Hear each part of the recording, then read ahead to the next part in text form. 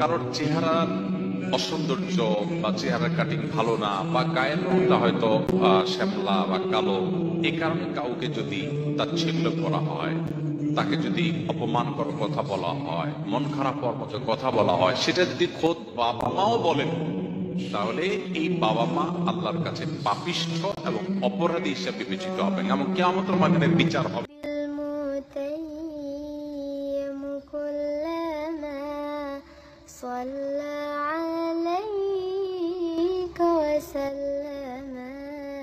আরেক ফ্যামিলির মেয়ে ওখানে বড় হয়েছে, আপনার ফ্যামিলির সাথে অনেক কিছু ম্যাচ করবে না, অনেক কিছু মিলবে না, আপনার চাওয়া অনেক কিছু পূরণ হবে না। আরে ভাই, আপনার চরিত্র যে হেফাজত করছে ভদ্র মহিলা, এই ঋণই তো আপনি শোধ করতে পারবেন না। আপনার ছেলে মেয়ে লালন পালন করছে, আপনার বাসায় দুনিয়ার কাজ কাম করছে, আপনি এগুলোর যদি মূল্য হিসাব করেন, আল্লাহ তাআলা আমাদেরকে স্বামী হিসাবে ভালো মানুষ হওয়ার তৌফিক দান।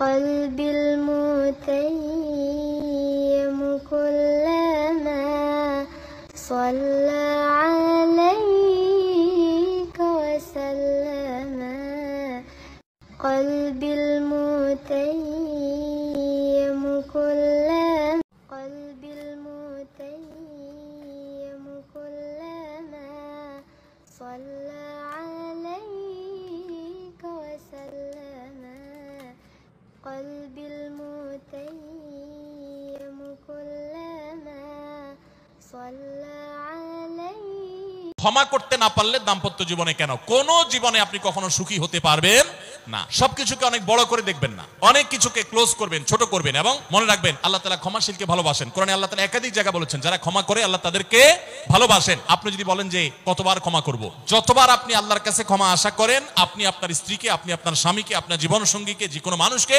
ততবার ক্ষমা করবেন। আপনি জীবনে একই পাপ কতবার করেন আল্লাহ মাফ করবেন আশা করেন না, তাহলে আপনার আল্লাহর বান্দাকে কেন আপনি ক্ষমা করবেন না? বিধায় ক্ষমা করা এটা শিখতে হবে।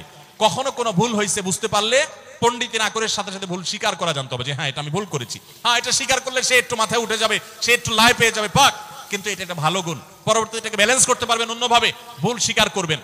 মনে করেন ঝগড়া তুমুল আকারে চলে গেছে, এখন আপনার স্ত্রী আপনার মৃত্যুদণ্ড জারি করবেন, একটা কাজ করবেন সাথে সাথে পানি হয়ে যাবে। সেটা কি? এতক্ষণ যা তর্ক করছেন এখন বলেন যে আসলে তুমিই ঠিক বলছো, আমারটা ভুল। ব্যাস, দেখবেন যে আগুন পানি হয়ে গেছে সাথে সাথে।